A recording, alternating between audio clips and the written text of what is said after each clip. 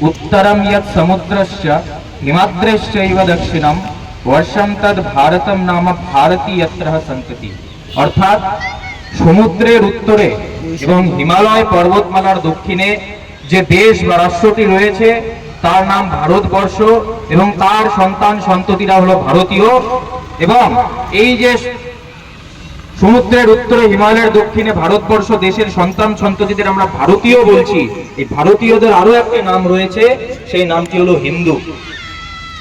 আজ থেকে হাজার হাজার বছর আগে সিন্ধু উপত্যকার পাশে, সিন্ধু নদের পাশে যে সভ্যতা গড়ে উঠেছিল বেদকে কেন্দ্র করে, ঋষি মুনিদের কেন্দ্র করে, সেই প্রাচীন সভ্যতা সংস্কৃতি সেই সিন্ধু সভ্যতার পাশে যে গড়ে উঠেছিল, সিন্ধু নদের পাশে যে গড়ে উঠেছিল, সেই সভ্যতার যে ধারক বাহক জাতি তাকে আমরা হিন্দু জাতি বলে চিনি, সেই তাদেরকে আমরা ভারতীয় বলে চিনি।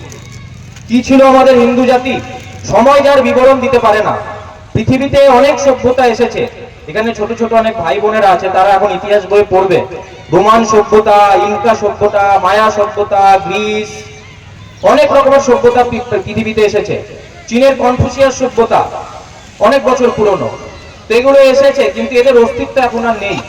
এই সভ্যতাগুলোকে এখন শুধু ইতিহাসের বইয়ে আর ছবিতে পাওয়া যায়, এদের অস্তিত্ব নেই। কিন্তু এই সভ্যতাগুলোর থেকেও পুরাতন সভ্যতা আমাদের হিন্দু সনাতন বৈদিক সভ্যতা, সিন্ধু সভ্যতা, যা এদের আগে এসেছে, কিন্তু এখনো তারা মাথা উঁচু করে বেঁচে রয়েছে, এখনো গোটা বিশ্বকে পথ দেখানোর ক্ষমতা রাখে।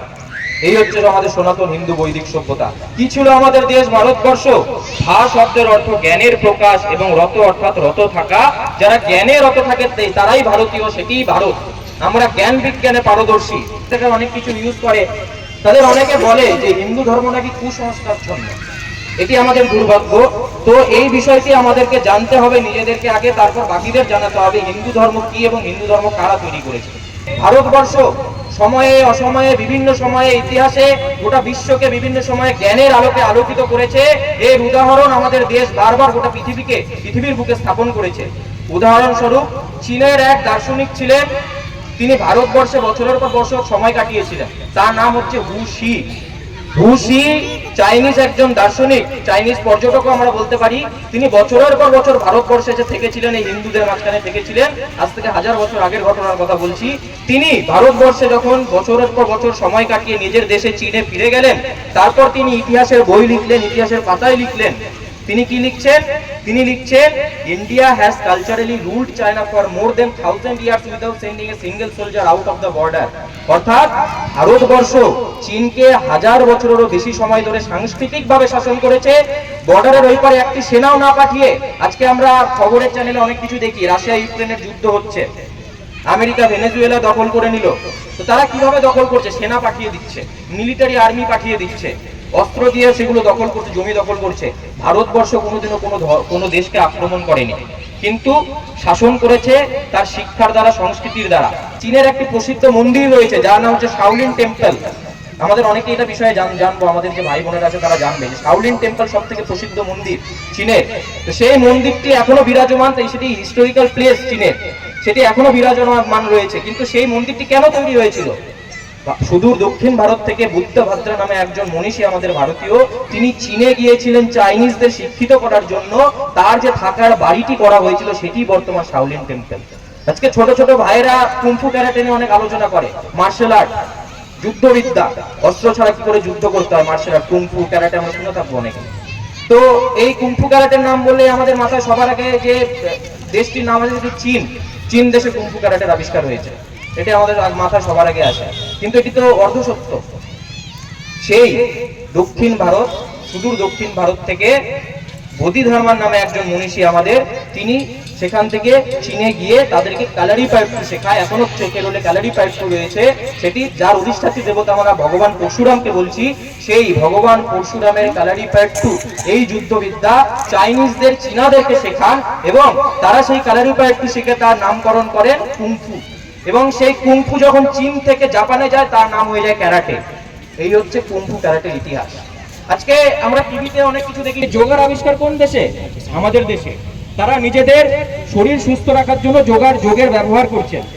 তো গোটা পৃথিবী এটিকে ইয়ে করছেন, গোটা পৃথিবী এটিকে ব্যবহার করে নিজেদের শরীর স্বাস্থ্য ভালো রাখছেন। এটি ভারতবর্ষ থেকে গেছে। আজকে কম্বোডিয়া বলে আমাদের ভারতের পাশে একটি দেশ রয়েছে, কম্বোডিয়া। কম্বোডিয়াতে আজ থেকে 1500 বছর আগে ঋষি কম্বু ঋষি সেখানে গিয়ে তাদেরকে শিক্ষিত করেন এবং সেই কম্বু ঋষির নামানুসারে আজকের দেশের এই দেশটির নাম হয়েছে কম্বোডিয়া। এই ভারতবর্ষ, এই দেশ এগুলি করেছে। আমাদের দেশে বলুন দশমিকের আবিষ্কার থেকে শুরু করে, শূন্যের আবিষ্কার থেকে শুরু করে, এমনকি এই যে এখন যে সার্জারি হয়, অপারেশন হয়, অনেক রকমের অপারেশন হসপিটালে গেলে কাটাছেঁড়া হয়, এই অপারেশনের আবিষ্কার আমাদের দেশে হয়েছে। বড় বড় সিনেমার হিরো হিরোইনরা মুখের আদল পাল্টে দিচ্ছে অপারেশন করে, যেটিকে প্লাস্টিক সার্জারি বলছি। সেই প্লাস্টিক সার্জারি আবিষ্কার আমাদের দেশে হয়েছে। এই প্লাস্টিক সার্জারির জনক হচ্ছেন ঋষি সুশ্রুত। ঋষি সুশ্রুত প্রথম প্লাস্টিক সার্জারি এই অপারেশন পদ্ধতি তৈরি করেছেন। তার বই রয়েছে সুশ্রুত সংহিতা, হাজার হাজার শ্লোক রয়েছে কিভাবে অপারেশন করতে হবে, কত কি কি অস্ত্র দিয়ে তৈরি করতে হবে, অপারেশন করতে হবে, তিনি সেখানে লিখে গেছেন। সেই সুশ্রুত সংহিতাতে একটি গল্প রয়েছে, সেই প্রাচীনকাল ঋষি সুশ্রুতের সময়ে একজন বিদেশি আক্রমণকারী রাজা বারবার ভারতে আক্রমণ করতো, ভারতীয় রাজা তাকে হারিয়ে দিত এবং সে হেরে গিয়ে আবার ফিরে যেত। তো আমরা ভারতীয়রা সহনশীল, তাকে প্রাণে মারতাম না, ভারতীয় রাজা তাকে প্রাণে মারেনি। তো হেরে গিয়ে আবার ভারত আক্রমণ করতো, আবার ভারতীয় রাজা তাকে হারাতো, আবার হেরে গিয়ে চলে যেত, আবার আসতো। তো ভারতীয় রাজাটি ভাবলো আচ্ছা মুশকিলে বললাম, একে তো ভাগাতে হবে, তো এবার একে উচিত শিক্ষা দেবো। তারপরে আবার যখন সে ভারত আক্রমণ করলো, তারপর তিনি কি করলেন, তার নাক কেটে দিলেন। নাক কেটে দিলেন, তারপর সেই রাজা তার নাক হাতে নিয়ে পালিয়ে গেল, যুদ্ধক্ষেত্র থেকে পালিয়ে গেল। পালাতে পালাতে পালাতে পালাতে একটি ঋষির কুটিরে গিয়ে পৌঁছলেন এবং তাকে বললেন আমার এরকম নাক আস্ত কেটে গেছেন, আমাকে বাঁচান। সকালে উঠে কিছুদিন পরে তার যখন জ্ঞান ফেরে, তখন দেখে যে তার নাক আস্ত জোড়া লাগিয়ে দিয়েছে সেই ঋষি, তিনি ঋষি সুশ্রুত। এই আমাদের দেশ ভারতবর্ষ। আজকে আমরা আমাদের ছেলেমেয়েরা ধারাপাত করে, 9 নবগ্রহ 10 দ্বীপ করে না, 9টি গ্রহ রয়েছে। তো এখন যদি কাউকে জিজ্ঞেস করা হয় 9টি গ্রহ রয়েছে আমরা কিভাবে জানলাম, খুব সহজে কেউ উত্তর দিয়ে দেবে যে নাসা বলে একটি আমেরিকান মহাকাশ গবেষণাকারী সংস্থা রয়েছে, তারা আমাদেরকে কয়েকশো বছর আগে জানিয়েছে। তারপরে গোটা পৃথিবী জানে যে 9টি গ্রহ রয়েছে এবং গ্রহগুলি সূর্যকে কেন্দ্র করে ঘোরে। তার আগে গোটা পৃথিবী কি জানতো, যে সূর্য পৃথিবীর চারিদিকে ঘোরে আর পৃথিবী চ্যাপ্টা। এটি গোটা কাউকে জিজ্ঞেস করলে বলবে। কিন্তু এই ইতিহাসটা কি, আজকে মা বোনেরা এই যে পঞ্জিকা ব্যবহার করে, পঞ্জিকা পদ্ধতি কতদিনের পুরনো, মা বোনেরা পঞ্জিকা থেকে বলে দেবে কয়টি গ্রহ রয়েছে। আজকে একটি পণ্ডিত মন্ত্র বলার সময় 9টি গ্রহ উচ্চারণ করে। এই যে পণ্ডিতের আমাদের বেদ মন্ত্র কতদিনের পুরনো, 10,000। এখন ইতিহাস যদি ইতিহাসবিদদের বলা হয় 10,000 বছরের পুরনো। আমরা বলছি একদম সৃষ্টির আদি লগ্ন থেকে আমাদের এই বেদ রয়েছে। ভগবান স্বয়ং ভগবান সপ্ত ঋষির মাধ্যমে এই বেদের উদ্ঘোষ করে গেছে। সেই হাজার হাজার বছর ধরে আমাদের পণ্ডিতরা 9টি নবগ্রহ উচ্চারণ করে আসছেন নাম সহকারে। তো এটা নাসা তো কয়েকশো বছর আগে বললো। তো এই হচ্ছে ইতিহাস, আমাদের জানতে হবে। আর যে পৃথিবী যে গোল, তো এটিকে কি বলা হচ্ছে ইংরেজিতে, জিওগ্রাফি। তো জিওগ্রাফির অনুবাদ কি, বাংলা অনুবাদ বলুন, হিন্দি অনুবাদ বলুন বা সংস্কৃত, সেটা হচ্ছে ভূগোল। ভূগোল নামের মধ্যেই গোল। তো আমরা তো আগে থেকেই জানি পৃথিবী গোল, আমরা তো আগে থেকেই জানি 9টি গ্রহ আছে, আমরা তো আগে থেকেই জানি যে পৃথিবী সূর্যের চারিদিকে ঘোরে, সূর্য পৃথিবীর চারিদিকে ঘোরে না। এই আমাদের দেশ ভারতবর্ষ। আজকে কিছুদিন আগে উত্তরপ্রদেশের প্রয়াগরাজে মহাকুম্ভ মেলা হলো। এই মহাকুম্ভ কয় বছর পর পর হয় বলুন তো, মহাকুম্ভ কয় বছর পর পর হয়, 12 বছর পর পর হয়। কেন হয় জানেন, আমাদের পৃথিবী সূর্যকে একবার প্রদক্ষিণ করতে সময় লাগে 365 দিন, যেটাকে আমরা 1 বছর মনে করি, 1 বছর হিসেবে গণনা করি। তো বৃহস্পতি যে গ্রহ আছে, বৃহস্পতির সূর্যকে একবার প্রদক্ষিণ করতে আমাদের সময় 12 বছর সময় লাগে, একবার বৃহস্পতি ঘোরে।